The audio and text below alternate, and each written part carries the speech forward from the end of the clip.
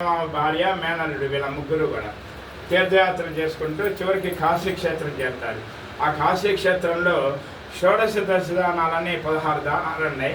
ఆ 16 దానాలు ఇస్తూ కూడా కన్యాదానం ఉంటుందన్నమాట. ఆ 16 దానాల్లో కన్యాదానం కూడా ఒకటి. ఆ కన్యాదానం ఇస్తారన్నమాట. మేనమామ మేనల్లుడికి నా కనుక ఆడపిల్ల పుడితే నీకు ఇచ్చి పెళ్లి చేస్తా అని చెప్పి అక్కడ కాశీలో నారాయణమూర్తి ఎదురుగా ఒక చెట్టు కింద ధారాదత్తం ఇస్తారన్నమాట.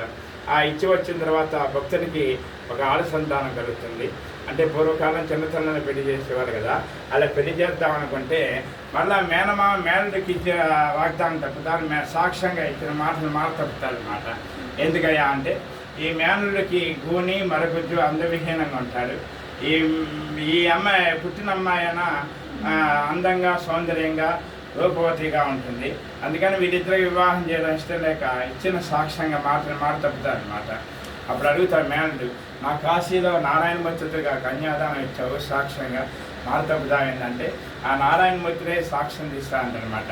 మళ్ళీ వెళ్ళి తపోబలం చేత కాశీ వెళ్ళి తపస్సు చేసి స్వామిని మెప్పించి తీసుకొస్తాడు.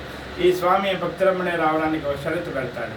నువ్వు వెళుతుండు, నేను అన్నకు వస్తుంటా, ఎక్కడైతే వెండి తిరిగి చూస్తావు అక్కడ సరైపోతా అంటే ఆ ప్రకారంగా ముందర మేనల్లుడు అనకాల స్వామి వస్తుంటారు.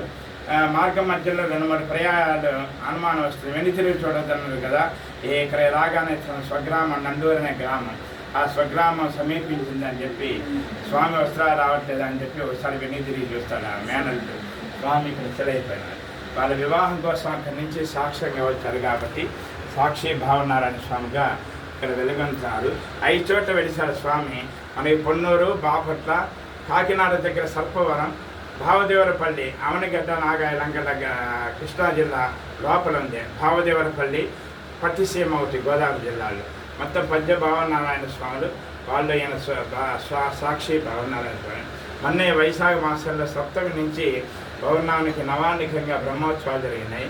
ఆ బ్రహ్మోత్సవాల తర్వాత తక్కువోత్సవం 10వ రోజు స్వామివారికి అంటే కేశవుడు శివుడు ఇద్దరు కూడా ఇక్కడ వచ్చి వెలిసారనమాట. స్వామితో పాటు బ్రహ్మ సరోవరం, పేర్లేని పెద్దమాన చెట్లని కాలేజీలో ఉండేవి. ఆ 2 గుమాస్తా ఎందుకు దానికి పుష్పాలు ఫలాలు లేవు, అవి ఎందుకు ఊరినే మానులాగే పెరిగిపోతున్నాయని చెప్పి కొట్టేయిస్తాడనమాట ఆ జమీందారు రాజు.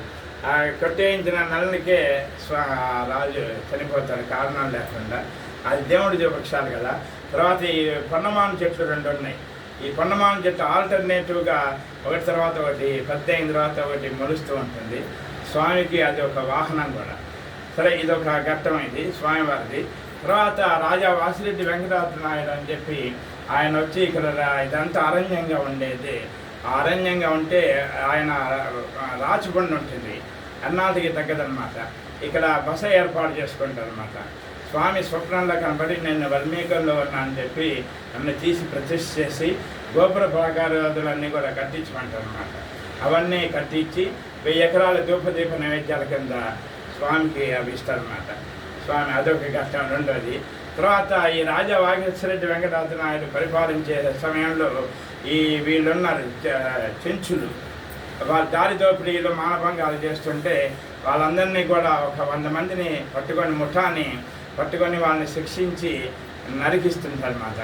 ఒక చెంచుని చివరి చెంచుని అడుగుతాడు, మొదటి చెంచుని, నీ కోరిక ఏంది, చివరి కోరిక అంటే అట్నుంచి నరకమంటారు అన్నమాట. అట్నుంచి నరికేసరికి ఒక 5-6 మందిని నరికేసరికి ఆ రక్తపాతానికి తట్టుకోలేక వదిలేయమంటారు అన్నమాట. వాళ్ళని శిక్షించి వదిలేసేయమంటారు. తర్వాత ఆయన అన్నం తింటున్నా కూడా ఈ పురుగులు రక్తం అవన్నీ కూడా కనబడుతుంటే పండితులను అడుగుతారనమాట, ఏంది ఈ పరిస్థితి అంటే 101 దేవాలయాలు కట్టించమంటారు. 101 దేవాలయాల్లో గుంటూరు జిల్లాలో మనకి మంగళగిరి, చేబ్రోలు, పొన్నూరు ఇవి ముఖ్యమైనవి అన్నమాట. ఈ 3 అన్నమాట 101 దేవాలయాలు. అది స్వామివారి విశిష్టత. చెప్పండి గోత్రాల పేరు. కౌండిన్సి గోత్రాలు భవిష్య శ్రీనివాసు.